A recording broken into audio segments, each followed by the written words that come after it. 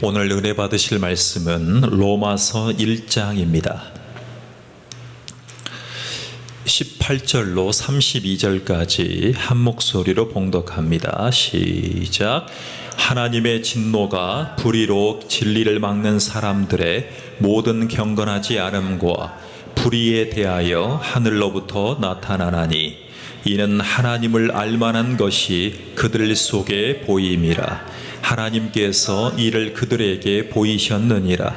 창세로부터 그의 보이지 아니하는 것들 곧 그의 영원하신 능력과 신성이 그가 만드신 만물에 분명히 보여 알려졌나니 그러므로 그들이 핑계하지 못할지니라.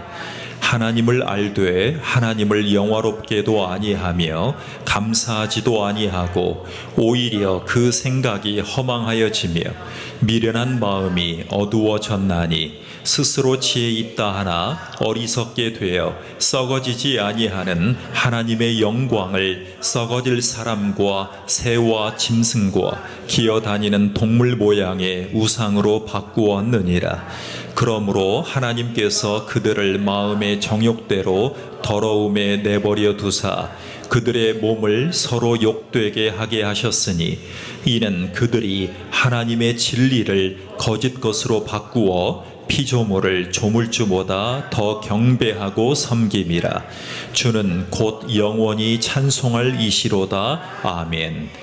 이 때문에 하나님께서 그들을 부끄러운 욕심에 내버려 두셨으니 곧 그들의 여자들도 순리대로 쓸 것을 바꾸어 영리로 쓰며 그와 같이 남자들도 순리대로 여자 쓰기를 버리고 서로 향하여 음욕이 부릴 듯하며 남자와 남자가 더불어 부끄러운 일을 행하며 그들의 그릇됨에 상당한 보응을 그들 자신이 받았느니라.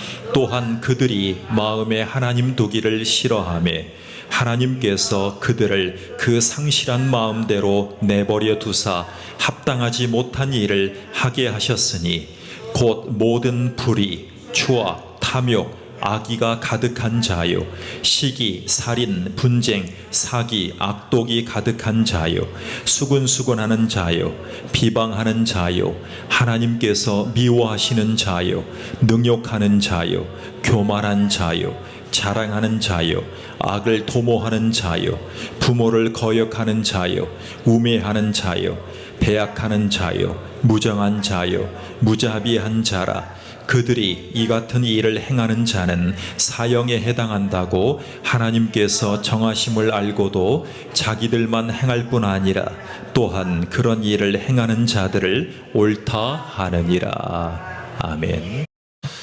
감사합니다. 자, 오늘은 상당히 중요하면서도 무거운 주제입니다. 그런데 이런 본문을 피해갈 수 없는 것이 바로 설교사의 숙명이고 운명입니다. 그런데 인생에서 꼭 일어날 수 있는 인생사를 건드리는 것이 예배지 않습니까? 그런데 오늘 말씀은요, 경고해 주는 말씀입니다. 우리 근현대사에 말씀으로 기도했던 신앙인들 때문에 이렇게 우리를 긍휼히 여겨주셨다라고 설교하면 은혜를 많이 받습니다. 이번 주에 세계 최고의 부자께서 얼마나 부자인 줄 아세요? 전 재산의 95%를 세계인을 위해서 기부를 하고 있는데도 여전히 전 세계에서 두 번째로 세 번째로 부자입니다. 그러니까 어마어마한 부자죠. 빌 게이츠께서 오셔서 우리나라가 전 세계의 10대 강국에 들었다는 것이 너무나 좋다, 감사하다, 대단하시다 이런 표현을 하셨습니다. 그런데 코로나는 물론이고 여러 힘든 일이 하나님의 선한 징계라고 하면 달갑지 않게 생각하는 것입니다. 하나님의 은혜로 구원받은 자는 버려둘 수 없이 징계하시는 분입니다. 자, 24절에 보시면 내버려 두사라는 표현이 나옵니다. 내버려 두사. 26절에도 보십시오. 똑같이 반복됩니다. 내버려 두사 그랬습니다. 하나님 없이 사는 분들에 대해서 하나님의 심판은 잠시 그대로 버려두는 것입니다. 그것을 개역 개정 번역가는 이렇게 표현했습니다. 내버려 두사, 내버려 두사 이렇게 표현했습니다. 신을 두려워하지 않는 분들을 악행자라고 얘기를 합니다. 악행자. 자, 그런 분들이 반드시 신의 벌을 받는다라고 우리는 얘기를 합니다. 신의 벌을 받는다. 분명한 것은 하나님이 현재 내버려 두사, 내버려 두신 분들이 분명히 있다는 것입니다. 그것이 과연 무엇일까요? 그것이 과연 누구일까요? 자, 그렇다면 과연 하나님이 잠시 내버려 두셨다라고 해도 분명한 사실이 있습니다. 누구보다 구원이 필요한 분은 바로 하나님이 내버려 두신 사람들입니다.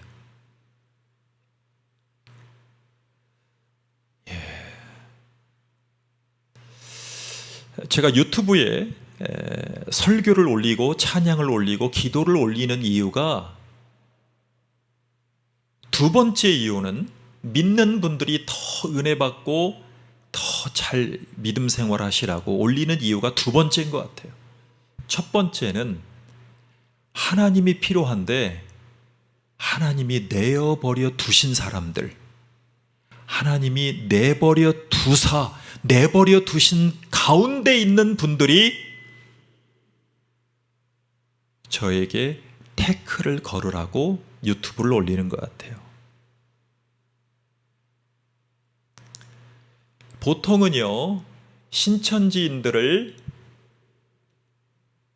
예배에 들어오지 마십시오라고 하는 것이 보통 교회들입니다. 근데 저는 예전부터 교회 앞에 큰 현수막을 달아놓고 2단 환영 그랬습니다. 2단 환영. 제발 좀 들어오셔서 같이 대화합시다. 제발 들어오셔서 설교도 좀 들어주시고, 다만 예배 중에 소란은 금지, 예배 중에 잡담은 금지. 그것만 지켜주신다면 얼마든지 와주십시오.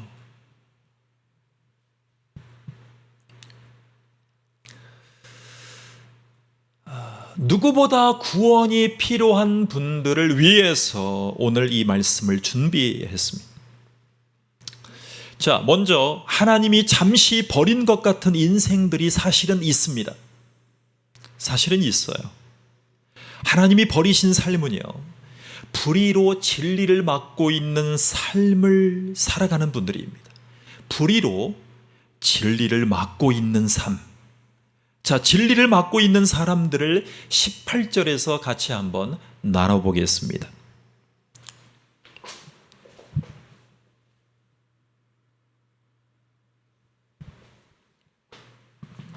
우리 같이 18절을 같이 보겠습니다. 시작. 이는 하나님을 알만한 것이 저희 속에 보임이라. 하나님께서 이를 저희에게 보이셨느니라 그랬습니다. 자, 하나님을 알만한 것이 진리입니다. 그런데 거절하는 겁니다. 자기 내면에서 하나님의 진리를 반역하는 것입니다. 그런데 하나님은요, 이렇게 말씀하셔요. 분명히 핑계할 수 없다라고 하셨어요. 자, 20절입니다. 시작.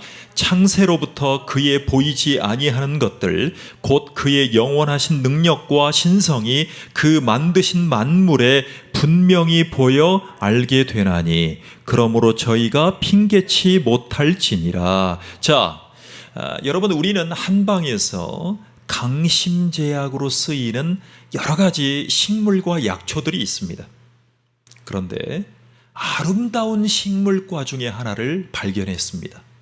그 식물의 이름은 맥문동이라는 꽃입니다. 맥문동. 지금 5월부터 피기 시작해서 8월까지 절정을 이루는 그 우리가 맥문동이라는 꽃을 보고 왔죠. 연보라, 진보라로 갈리는 꽃의 인생을 생각해 보셨습니까?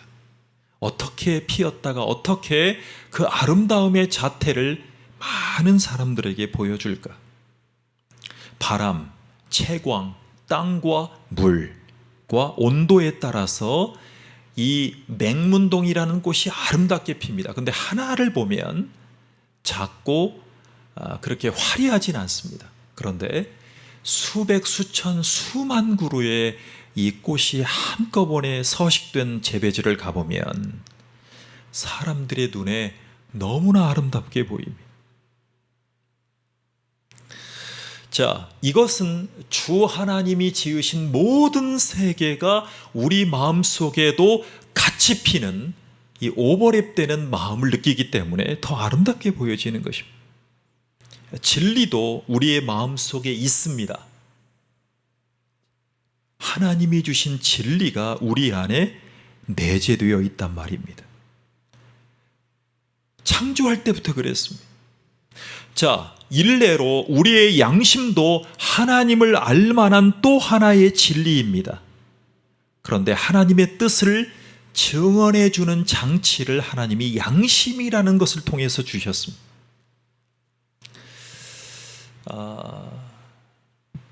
이상한 변호사 우영우입니다.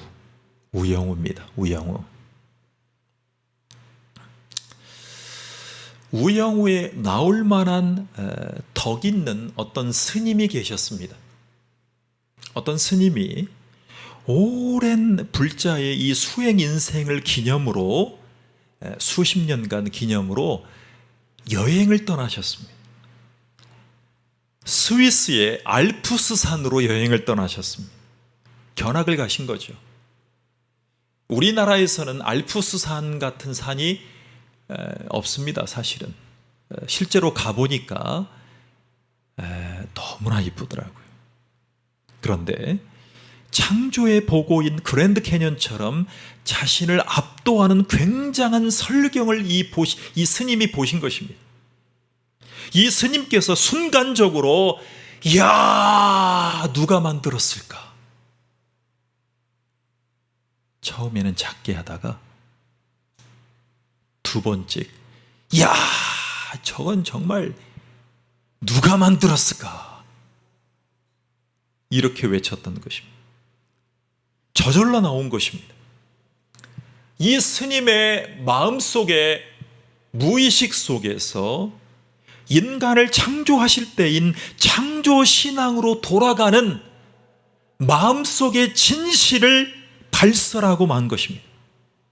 이것을 하나님이 주신 진리가 내 안에 내재되어 있다, 이렇게 어려운 말로 합니다. 제가 내일이요, 그동안은 잠깐 봤던 위대한 신학자 존 칼빈 선생을 만나러 갑니다. 이틀간 집중 세미나를 합니다. 우리나라에서 칼빈에 있어서 최고의 전문가 교수님들에게 이틀간 사사를 받는데, 칼빈은 하나님의 위대한 진리에 대해서 평생 연구했던 대표적인 신학자입니다. 칼빈도 그랬고 이 스님도 그랬고 일자무식인 것 같지만 전국에서 예배를 드리고 있는 모든 성도님들도 동일하게 고백할 수 있는 것, 바로 이것입니다. 우리 안에 하나님을 알만한 양심의 진리가 분명하게 있다는 것이죠.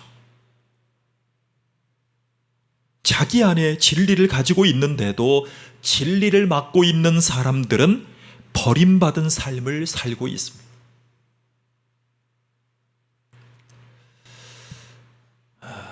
방금 보셨습니까? 제 얼굴 주변에 파리가 왔다 갔다 하는 것을. 이 파리도 진리가 선포되는 곳을 이게 기웃고 이거리는 거예요.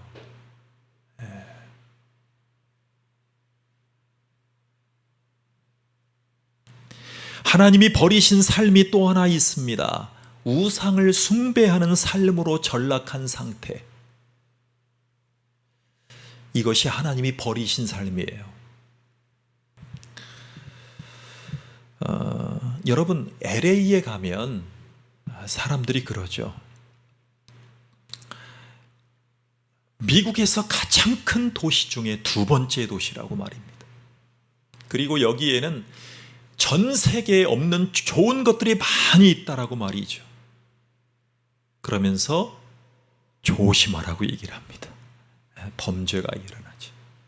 이번 주에도 편의점을 턴 100여 명의 폭도들을 보셨습니까? 영상으로. LA는 정말 좋은 곳입니다.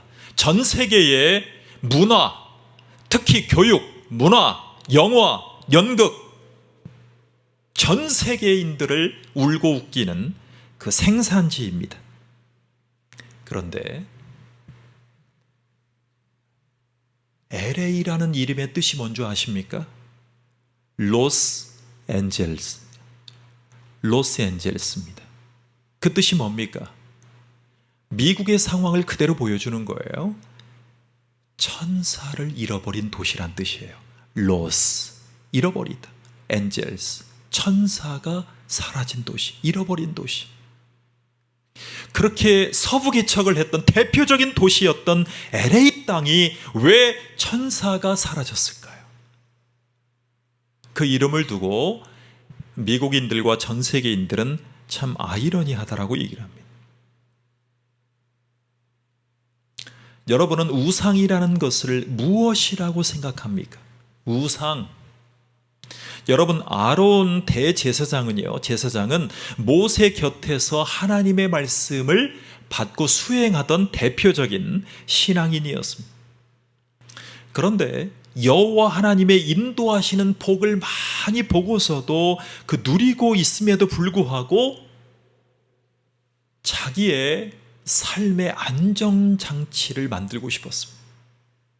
그의 마음속에는 하나님이 있었습니다. 하나님이 있었어요. 말을 너무나 잘했어요.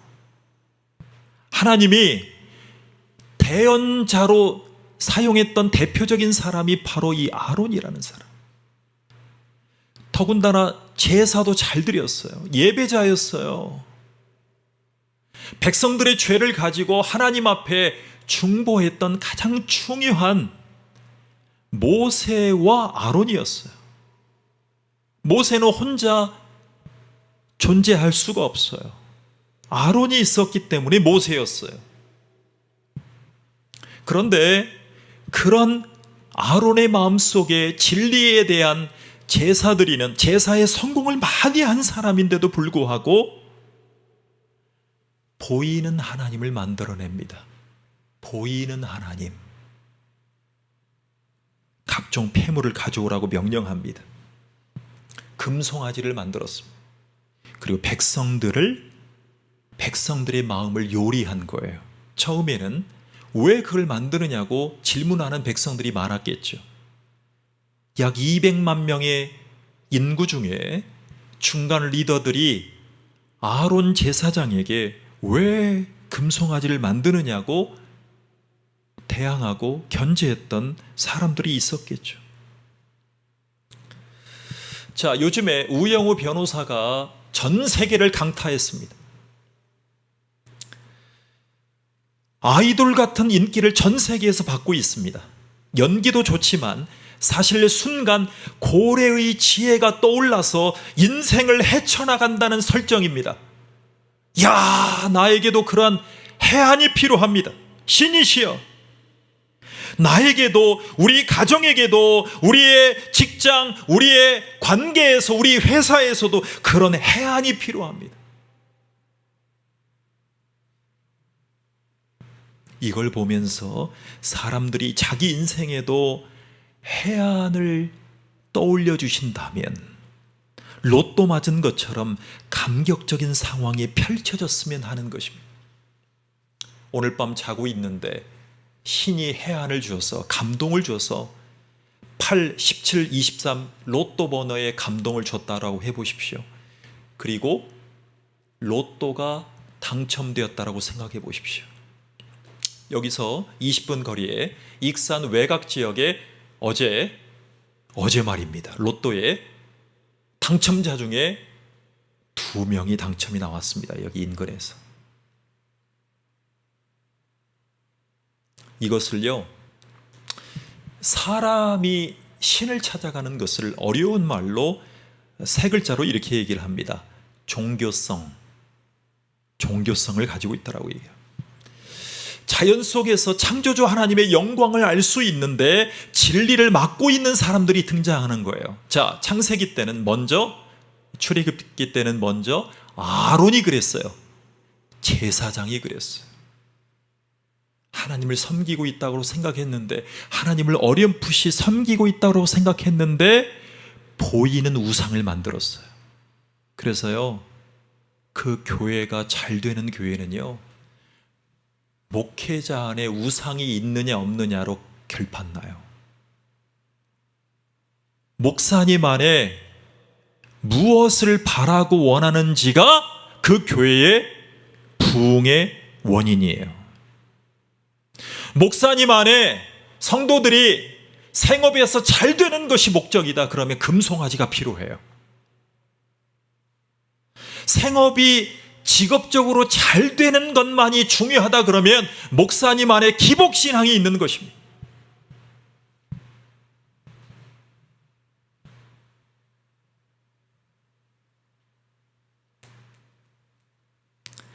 목사님이, 장로님이 잘 되셔서 헌금 드리는 것이 제일 중요한 목양이라면 목사님 안에 금송아지가 자리 잡고 있는 것입니다.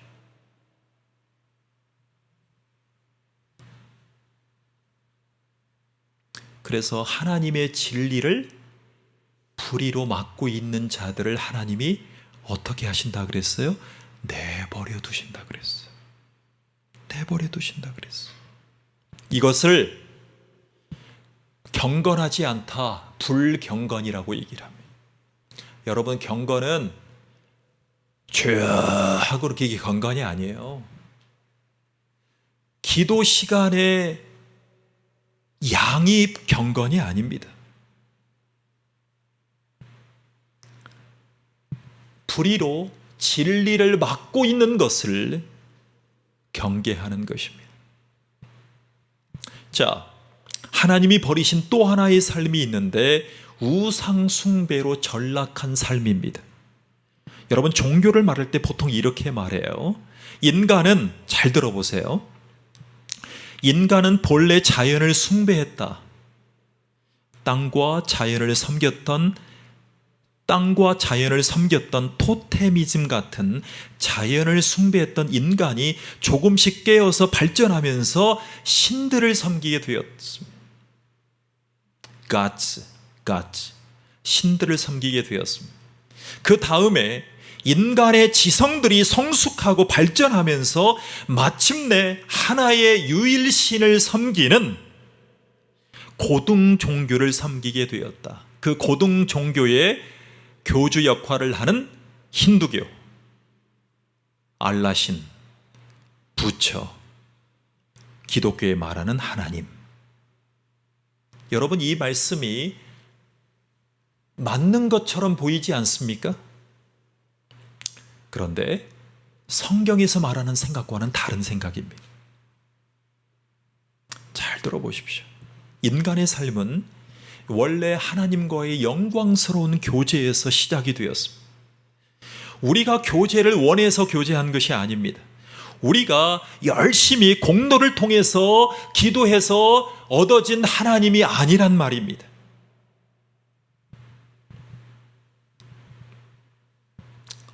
여러분, 제가요, 귀한 간증이, 오랫동안 마음에 품어놨던 간증이 있어요. 제 간증이 아닙니다. 여러분, 우리가 사는 동네가 군산입니다. 군산하면 사람들이 이성당을 떠올립니다. 이성당. 제가요, 등록금을 벌기 위해서 이성당의 팥을 납품하는 자회사입니다. 자회사. 제가 알기로는 그 여사장님의 남편 집안에서 운영하는 팥 공장이 2개 회사가 있습니다. 제가 그 회사에 가서 일한 적도 있습니다. 그런데 이 성당 얘기를 좀 해보려고 하는 거예요. 여러분, 이 설교를 들으시는 많은 분들이 이 성당에 대해서 알고 계실 거예요. 자, 이 성당을요, 예전에 우리나라에서 생긴 최초의 빵집이에요. 일본의 이 호남평해에서 밀, 쌀을 수출하던 이 좋은 동네가 돼야 되는데 불구하고 일본인들이 강점하면서 이쪽 지방의 쌀과 밀을 강제로 이 군산 내양의 부잔교를 통해서 홋카이도, 나가사키, 도쿄로 실어 날랐던 강제 수탈지입니다. 그때 한 조선인이 빵집을 해야겠다. 그래서 빵집으로 태어난 곳이 이 성당입니다. 근데 여차여차해서 최초의 빵집이었지만 유명하게 된 것이 제가 알기로는 90년대부터입니다. 1990년대부터. 그 얘기가 들리기 시작하면서 군산시와 이 성당이 어떻게 보면 연합해서 빵을 전국화시킨 아주 귀한 빵집입니다. 근데 이 성당의 주인이요, 90년도 이전에부터 그 할머니가 빵을 다 팔고 나서 하루는 그 팔다 남은 빵을요, 처리를 어떻게 할까 고민하다가 그 저녁에 빵을 나눠주기 시작했어요. 그 이성당 앞에서 그 야채 이렇게 힘들게 파시는 그 어르신들을 위해서 빵을 나눠드리기 시작했어요.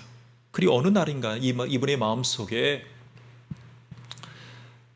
그들이 팔다 남은 그 식물들, 야채들이 시들어지면 팔지 못하고 공칠까봐 영업이 다 끝나면 그들이 남아 계시면 그들의 모든 야채들을 다 사줬다는 거예요. 사람들이 그 얘기를 듣고 이 성당 빵집을 다시 보기 시작합니다. 야, 저렇게 노블레스 오빌리주를 하는 귀한 사장님이 계시는구나. 그때는 기업 정도가 아니었습니다.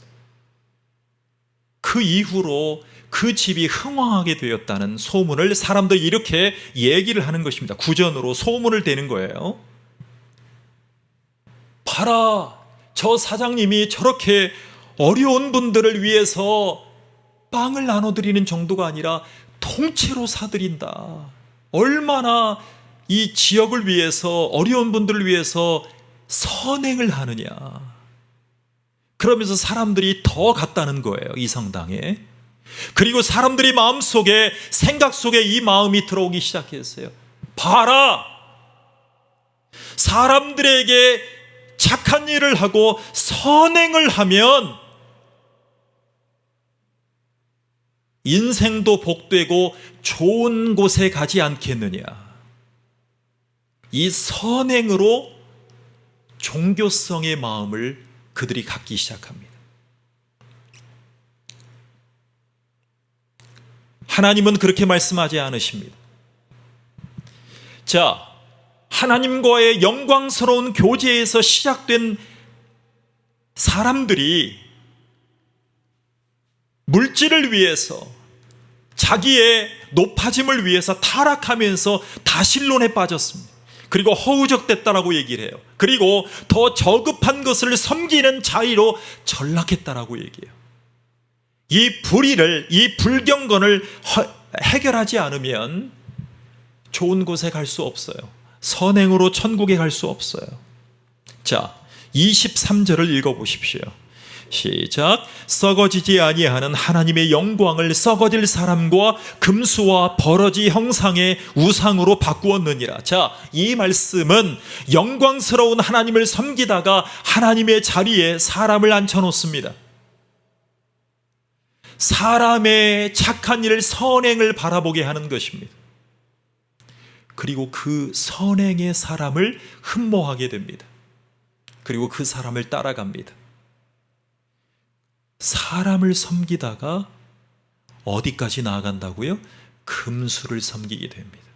여러분, 처음에는 존경스러웠다가 그 사람의 내면의 불의를 보게 되면 어떻게 합니까? 양심 선언을 하든 아니면 그 사람이 짐승 같아 보여도 그 사람을 끝까지 따라가는 거예요. 왜? 그 사람이 가지고 있는 것들을 나누어 가져야 되니까.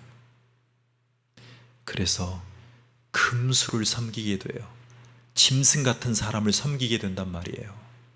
이게 인간의 사이클이에요. 더 전락하면요, 버러지를 섬기는 인생으로 타락해요. 여러분, 우리가 핸드폰 가지고 살잖아요. 인생이요. 모든 부모님들 핸드폰 가지고 사는 아이들을 걱정해요. 어제도 그런 걱정에 상담을 해오는 선생님이 계셨어요.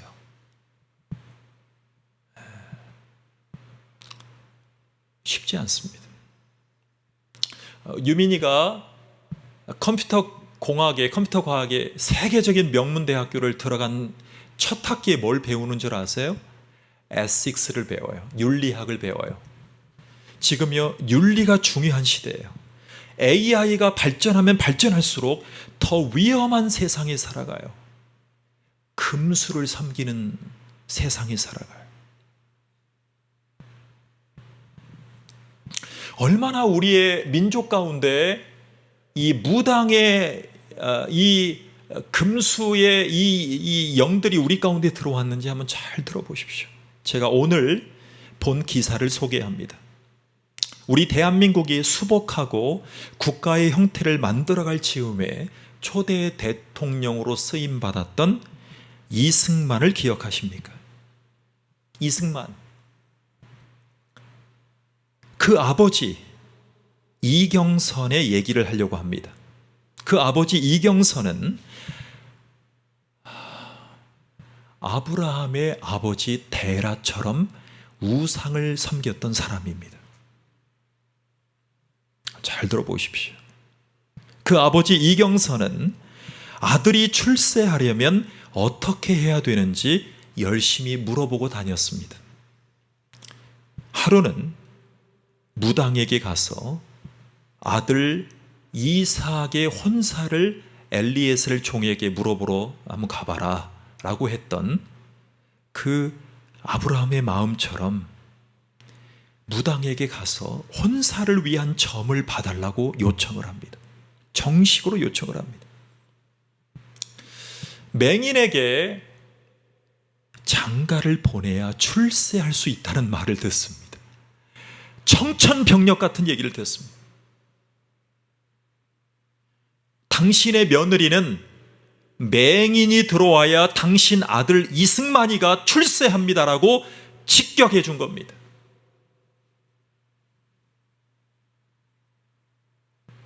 이 말을 아버지 이경선은 진지하게 들었습니다. 그런데 봉사와 혼인을 시킬 수는 없으니까 막 찾아보고 있는데, 지금으로 얘기하면, 아니 지금 서울역 건너편에 있는 교수집 중에 가난한 집이었음에도 불구하고 박소저라는 여인을 찾아냅니다. 근데 그 여인의 얼굴이 오늘 소개가 되었는데 한쪽 눈이 이상하게 보이는 거예요. 그러니까 약간 맹인 같은, 게 맹인은 아니었다라고 그래요. 한쪽 눈 언저리에 반점이 있던 장애를 가진 여인이었어. 근데 그 여인과 결혼을 시킵니다. 그런데 그 후에 6.25 전쟁 때 한강 다리를 건너던 중에 이 이승만의 첫 부인인 이 여인은 인민군에게 사살됩니다. 그리고 여차여차해서 나타납니다. 여러분, 이 뉴스를 본 젊은 사람들은 어떻게 생각할까요? 무당에게 말을 듣는 것이 필요할 수 있겠다라는 암시를 주는 역사라고 저는 느꼈습니다. 그 이후에 이승만은 프란체스카라는 외국인을 만나서 결혼하게 되고 결국에는 대통령의 역할을 하게 되죠. 하야를 했습니다. 하야를 했죠. 자, 엄밀히 말한다면 이 세상에 무신론자는 없다고 할 수 있습니다. 누군가 무엇인가를 반드시 섬기고 있어요. 하다못해 자신을 섬기는 것도 우상숭배예요. 그래서 우리는 하나님을 만나지 못하고 하나님 앞에 가까이 왔다가 그냥 가는 사람들이 제일 안타까운 거예요. 여러분, 교회에서 구원받지 못하고 은혜 받지 못하고 돌아간 분들은요, 신천지에 가시기 전에 결국 우상을 숭배하는 생활 속으로 들어갈 수밖에 없어요. 그래서 하나님이 현재 내버려 두시는 거예요. 불의로, 불경건으로 진리를 막고 있는 상태예요. 그러니까 금송아지 같은 우상을 만들어서 흠모해하고 사람을 따라갈 수밖에 없는 거예요. 그게 인생사예요.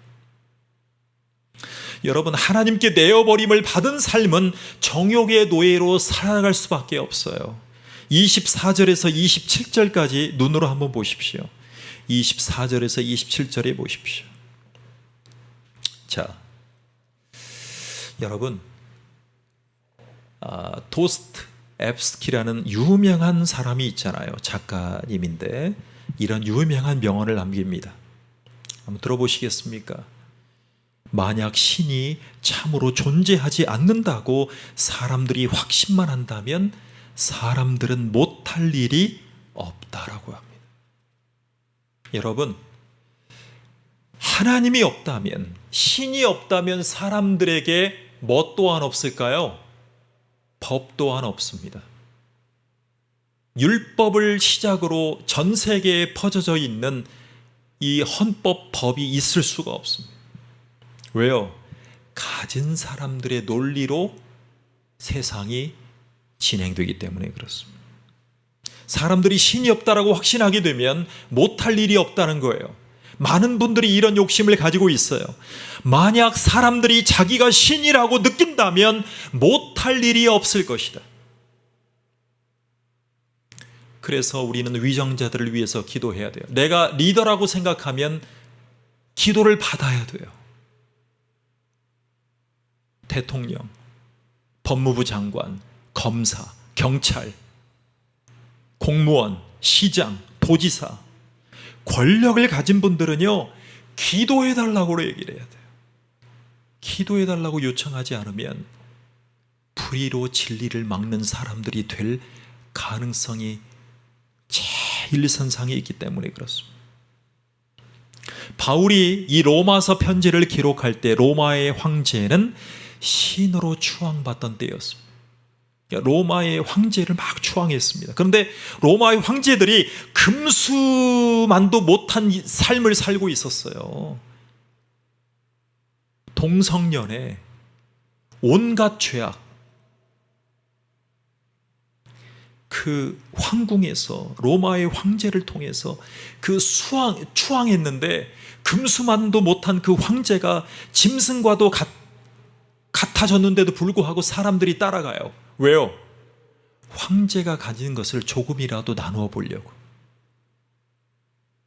황제가 가진 것을 조금이라도 나누어 보려고 참여했던 곳이 바로 콜로세움이라는 로마 원형 경기장이에요. 거기에서 로마의 귀족들과 로마의 평민들이 황제에 비슷하게 살고 싶은 거예요. 거기에 하나님을 섬기는 신앙과도 같았던 황제 숭배의 그 나라에 바울이 혈혈단신 가서 로마서를 쓴 것입니다. 그리고 대항했던 것입니다. 로마의 역대 15명의 황제들 가운데 14명이 동성연애자였어요. 황제를 떠받쳤던 그 유명한 로마의 철학자들의 대부분이 동성연애로 흘러갔다는 거예요. 금수만도 못한 금수처럼 흘러갔다는 거예요.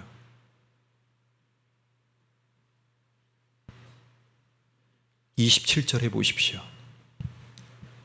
시작. 저희의 그릇됨에 상당한 보응을 그 자신에 받았느니라. 여러분, 로마에 있는 그리스도인들에게 바울이 편지를 했어요. 1장에, 왜 1장에 이 중요한 얘기를 할까요? 우상 숭배로 가는 사람들을 하나님이 내버려 두시는 중간에 이 말씀을 전해요. 자, 부도덕한 삶은 하나님이 내어버리신 삶이에요. 29절에 보십시오. 자, 읽어보겠습니다. 시작. 예, 좋습니다. 모든 불의, 사람을 향해서 그릇된 자세. 여러분, 우리가 드라마 영화 보면 사실보다, 도덕적인 것보다 그렇게 해야만 되는 얘기들을 더 많이 하잖아요. 할 수 없이 그렇게 한다라. 단순히 도덕적인 문제가 아니라 신앙적인 거예요. 28절을 읽어보십시오. 시작. 또한 저희들이 마음에 하나님 두기를 싫어하며 그랬습니다. 하나님을 떠나면 불의 속에 빠지게 됩니다. 도덕도 법도 무너집니다. 자, 저희가 이 같은 일을 행하는 자는 사형에 해당한다고 하나님의 정하심을 알고도 자기들만 행할 뿐 아니라 또한 그 일을 행하는 자를 옳다 하느니라 그랬습니다. 자기들만이 아니라 그 일을 행하는 자들을 뭐하다 하느니라? 옳다라고 합니다. 여러분, 그래서 사회 정의를 부르짖는 운동으로만은 이 사회가 깨끗해질 수가 없습니다. 근본 원인은 마음에 하나님 두기를 싫어하는 것에 있습니다. 마음에 하나님 두기를 싫어하는 거예요. 그래서요, 한 죄인이 와서 죄를 고백하고 구원을 받잖아요. 그러면 그 영혼을 어느 자리까지 양육을 해야 되냐면 마음에 하나님 두기를 좋아할 때까지, 마음에 하나님 두기를 좋아할 때까지 그 영혼을 양육하는 거예요.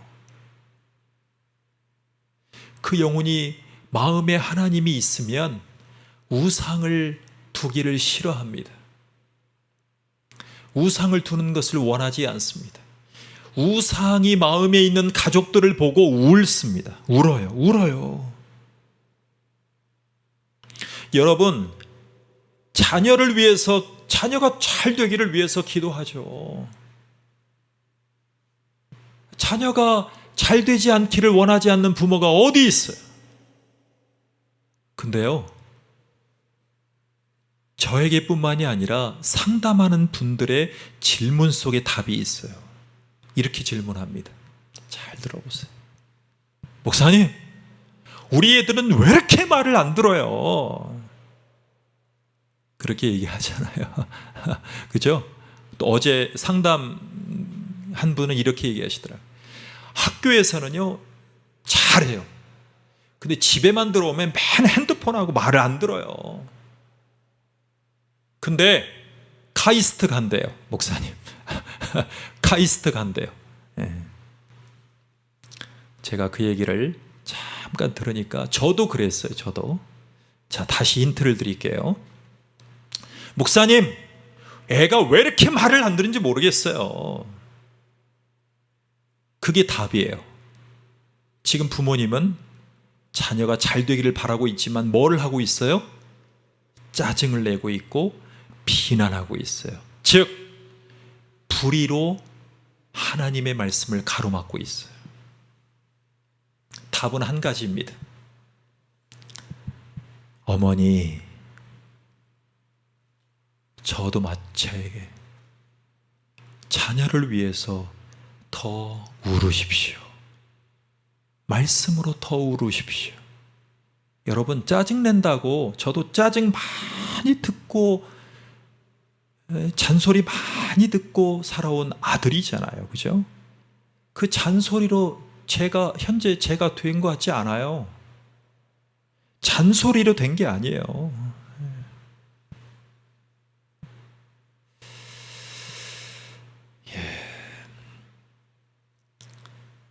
어거스틴의 고백록에 보면 어거스틴은 이렇게 고백했어요. 하나님, 우리가 하나님께 돌아가 그 품 안에 쉴 때까지는 나에게 결코 평안함이 없습니다. 이런 고백을 진리로, 마음속에서 진리로 고백하시는 저와 여러분 되기를 축원합니다. 자, 불신앙은 하나님의 진노를 피할 수 없어요. 왜냐하면 진리를 맡고 있기 때문에. 그래서 우리는 17절의 말씀을 붙잡고 진노를 피해야 할 것입니다. 17절입니다. 시작. 복음에는 하나님의 의가 나타나서 믿음으로 믿음에 이르게 하나니 기록된 바 오직 의인은 믿음으로 말미암아 살리라 함과 같으니라 그랬어요. 자, 교회는 나가는데 마음속에 하나님 두기를 싫어했던 분들은 없을까요? 그렇다면 저와 함께 같이 기도해 보시겠습니까? 하나님, 나를 다스려 주시옵소서. 기도하겠습니다. 제가 같이 기도해 드리겠습니다. 하나님,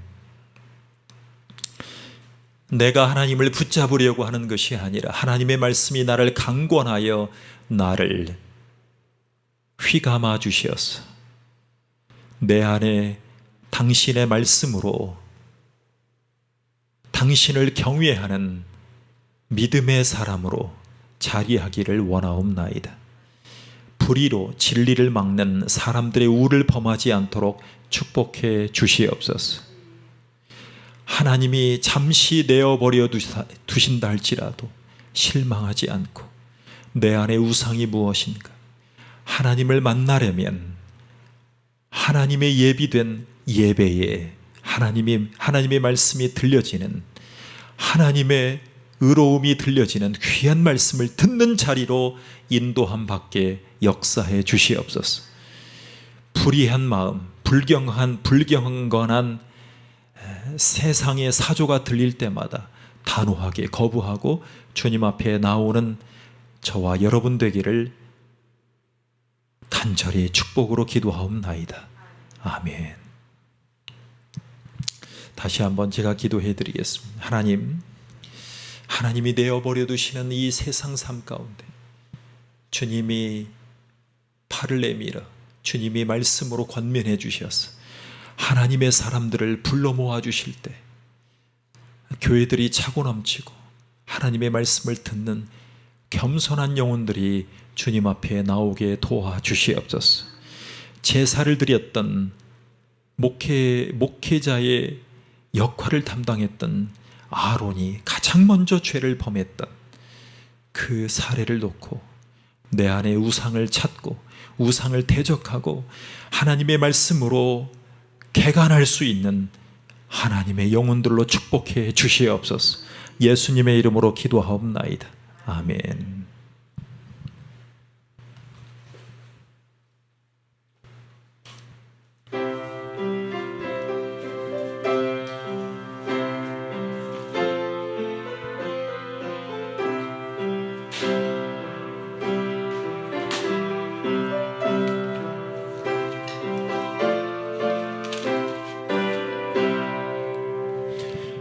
마귀들과 싸울지라 죄악 벗은 형제여 담대하게 싸울지라 저기 악한 적병과 심판날과 멸망의 날 내가 섰는 눈앞에 곧 다가오리라.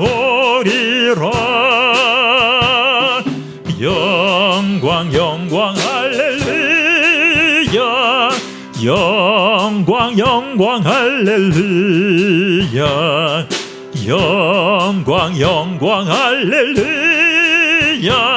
곧 승리하리라. 마귀들과 싸울지라 죄악 벗은 형제여 고함치는 무리들은 흉한 마귀 아닌가. 무섭고도 더러운 죄 모두 떨쳐버리고 주 예수 붙들라. 영광 영광 할렐루야, 영광 영광 할렐루야, 영광 영광 할렐루야. 곧 승리하리라. 마귀들과 싸울지라 죄악 벗은 형제여 구주 예수 그리스도 크신 팔을 벌리고 너를 도와주시려고 서서 기다리시니 너서 나오라. 영광 영광 할렐루야 영광 영광 할렐루야 영광 영광 할렐루야 곧 승리하리라. 아멘. 하나님의 승리를 위해서 우리 믿음의 승리의 결과물인 예물을 주님 앞에 올려드립니다. 하나님이 신앙의 성장과 한 영혼의 돌이킴을 위해서, 회심을 위해서 이 귀한 예물이 교회를 통해서, 하나님 목회자를 통해서 잘 사용될 수 있도록 축복해 주시옵소서. 하나님은 능력의 부자시니 우리 성도님들에게 축복해 주시고 삶에 필요한 모든 것들을 공급해 주실 줄로 믿습니다. 하나님 진리로, 불의로 진리를 막는 영혼들을 위해서 기도하는, 그리고 헌신해 가는 예물자들로 축복해 주시옵소서. 주님의 인도하심으로 여기까지 우리 인생이 진행되게 해주심을 감사를 드립니다. 하나님, 남아있는 담임 목사의 논문 학기를 위해서도 하나님 필요한 재정을 채워주시고 교수님들에게 지혜를 주셔서 귀한 결과물이 나올 수 있도록 축복해 주시옵소서.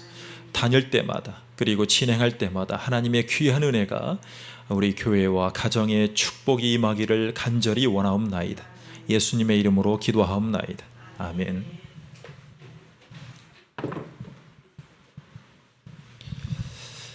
예, 감사합니다. 말씀드린 대로 내일 모레는 존 칼빈의 신학과 목양에 대해서 일대기를 다룬 이틀간의 귀한 세미나가 열립니다.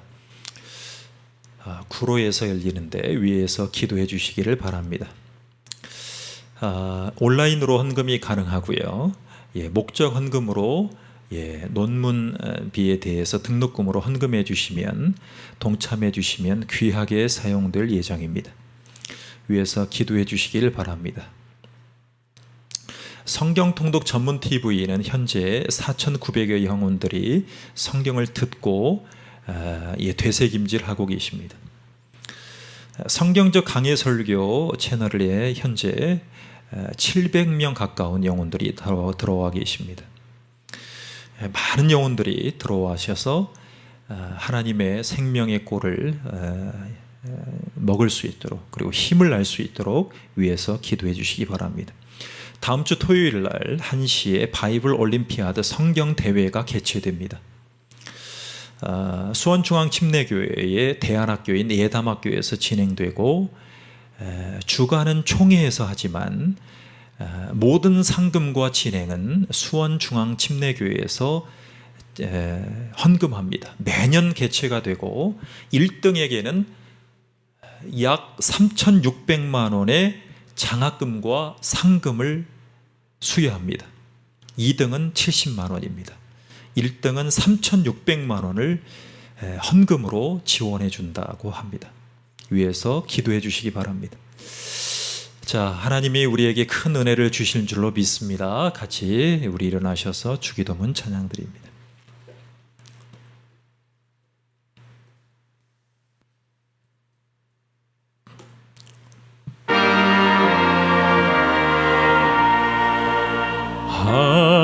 하늘에 계신 아버지, 이름 거룩하사 주님 나라 임하시고 뜻이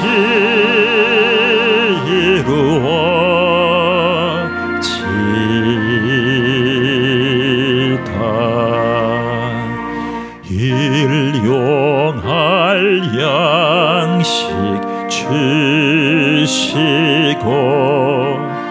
우리들의 큰 죄 다 용서하옵시며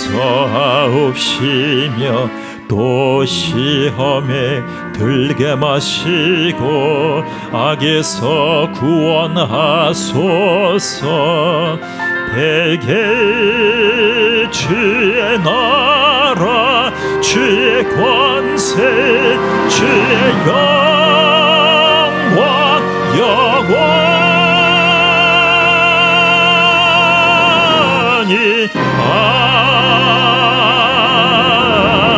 아멘.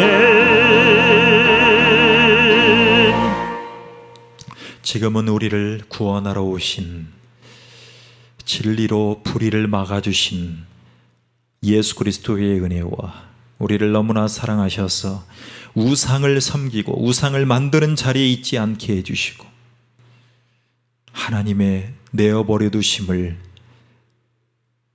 면하게 해주신 하나님의 사랑하심과 오늘 이 시간에도 말씀이 우리를 붙잡게 하고 말씀이 우리를 주관하게 하신 성령 하나님의 은혜가 여기 계신 모든 성도님들을 위해, 그리고 온라인으로 예배하는 모든 예배 영혼들을 위해 영원토록 함께 계시를 지어다.